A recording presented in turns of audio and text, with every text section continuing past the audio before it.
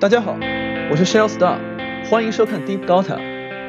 本期我们来聊一聊前几天刚刚结束的 WePlay 不可为 Minor 决赛最后一场 Nigma 大战 RNG 中的诸多细节。如果你是熬夜守着决赛，或是早上起床凑巧看了最后一场的朋友，相信你一定和许多弹幕一样，对诸如为什么 RNG 经济领先4万还能被翻盘，或者经济垫底的 Mind Control 如何发挥巨大作用等诸多问题产生疑问，而我就将给你解答。如果你只是关注比赛结果，简单瞅一眼谁拿了冠军，谁进了 Major， 实在是有心无力熬不动夜里的比赛，那我正好可以给你提炼比赛精彩的细节。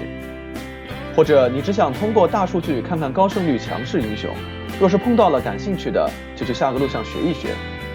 巧了，你也可以通过我的视频学习到顶尖职业玩家的绝活玩法。总之，关注我就对了。废话不多说，进入正题。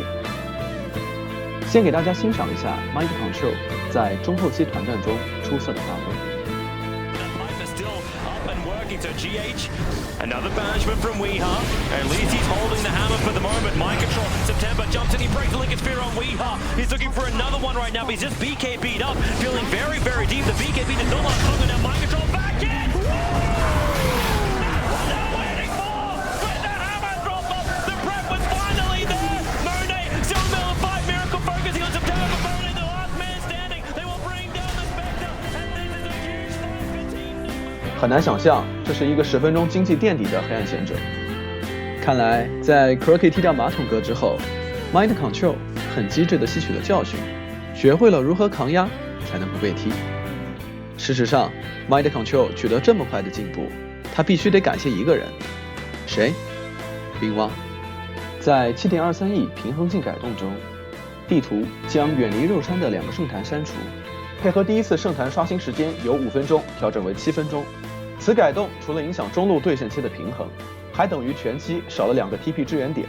尤其是天辉方一旦下路一塔告破，相当于少了半个主野区的控制权。而这场比赛中 Mind Control 正是利用这一改动发家致富的。11分钟，双方蓄势待发，交换一波技能后未有杀伤，对线平衡未被打破。各自补给之后 RNG 选择集结推上。13分17秒， Nigma 优势路一塔告破，但30秒后Nigma 悄无声息地摸掉了 RNG 的优势路一塔，由此便如上文分析 ，RNG 等于把主野区的2个野点拱手相送，加上通过观察发现 ，RNG 的战略意图集中在进攻 Nigma 的优势路主野区，压制 Miracle 和 W33 的发育，无暇顾及下路狭长的兵线，自然给了 Mind Control 崩盘的兔子最良好的发育环境。即使有一波16分钟 Nigma 旱地者更新跳刀主动求战，结果却小亏的团战小插曲， RNG 也没有利用继续扩大团战胜利的优势，控制住地图的右下部分。兔子晃悠一圈后继续发姆补经济，真的是美滋滋。19分钟，兔子出道秘法梅肯，尽管经济排名第6位，但已然处在可以被 Nigma 全队所接受的程度。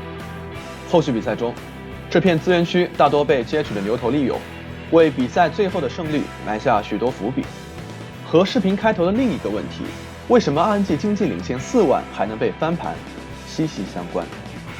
因为因素过多，这里暂且先挖个坑，等到视频结尾再给大家解释。刚才提到16分钟 Nigma 牛头更新跳刀主动求战却小亏。从宏观上看，以大众的认知， Nigma 是一支以稳健闻名世界的运营队伍，被压制时不退反进，主动进攻，应该更是深思熟虑的决策。细节上，接取跳刀的更新也并没有被 RNG 的视野发现，那这波反常的结果到底是因为什么？我给它取个名叫兵线异常。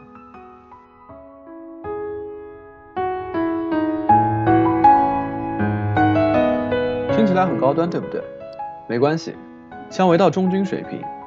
玩大哥看到塔前兵线，咱们是不是都会去收，还抢着去，生怕被队友先看到，甩2个技能连汤都不上。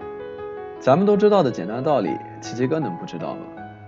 固然有时候一线核心不去抽线的原因在于怕被蹲，怕被抓，但长时间整个地图都看不见人，那对面可能在干嘛？必然是想搞个大新闻。上路兵线长时间放空的异常现象警醒了 RNG 众人，提前就位反蹲，所以最后这场团战以反杀黑鸟和哑巴盾结束。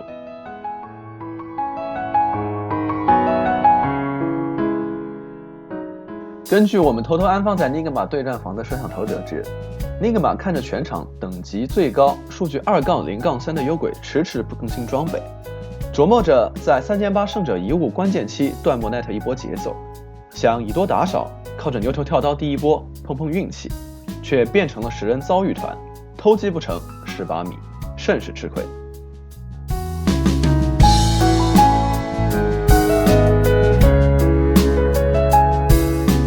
纵观双方阵容， Nigma 本就是反手众多的防守反击阵容，有黑鸟关、哑巴盾套子和加血，拉满团队装的兔子以及牛头的各种控制。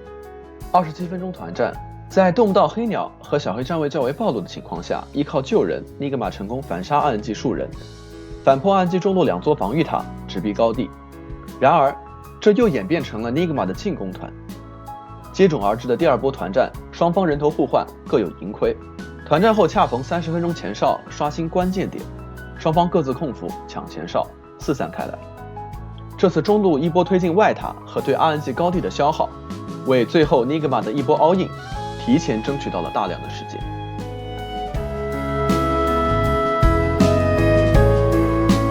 本场比赛还有一个有趣的小事件，35分40秒，全场出现了唯一一次眼下开雾，最后当然是 RNG 没抓到人，晃悠半天，少打1分钟钱。认识我的人都知道啊，我管类似现象叫蝴蝶效应。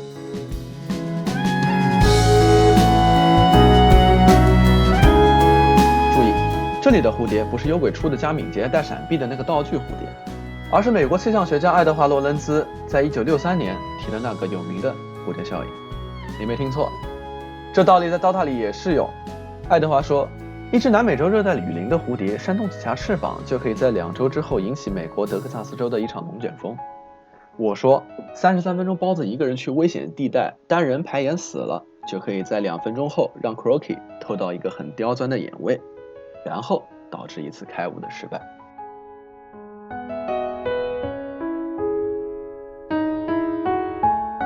在之后几波团战，如上文所言，阵容因素贯彻始终。Nigma 在野外团付出惨痛代价，首高团却利用地形和技能打出精彩拉扯和反击。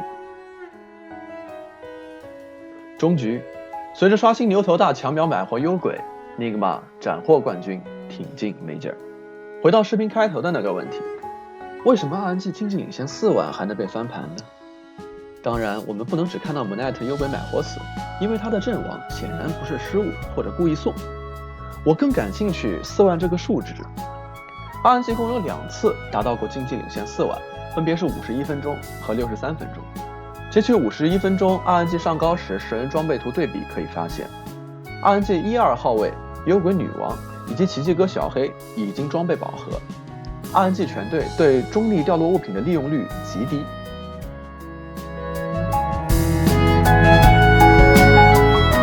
尤其是3件第4级的中立物品，只有末日带了永恒遗物。反观 Nigma 这边，3件第4级中立物品完全为 GH 牛头所用。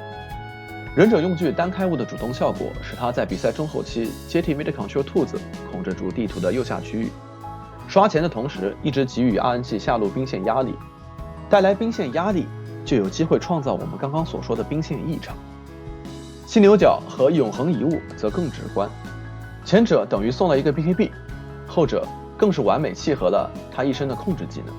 即使是带了2级装备幽冥披荆和3级装备望远镜的黑鸟，也相当于多了一件慧光和魔龙枪。如果将中立物品换算成经济，一方的经济溢出用不上，另一方的经济被隐藏，粗略算下来，这4万的经济差距至少得缩1半。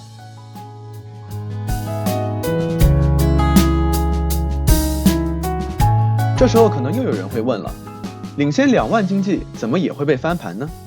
这就得回到视频开头的第2个问题了。纵使幽鬼克小黑，女王对线好打黑鸟，打到50-60分钟的大后期，胜负早就不只看核心之间的相克关系，团战的发挥和阵容容错率更为关键。兔子加牛头美如画的团战 combo 是 RNG 可望而不可及的。可以说 RNG 前中期的运营和压制已经足够出色，但 Nigma 的阵容本就押宝后期，领先4万被翻盘，虽是意料之外，却也在情理之中。视频画面是奇迹哥在前2场比赛中的精彩镜头。决赛中 Nigma 在先失一局的情况下连拿2分，手握赛点，想必心态上的微妙变化也在一定程度上左右着结果。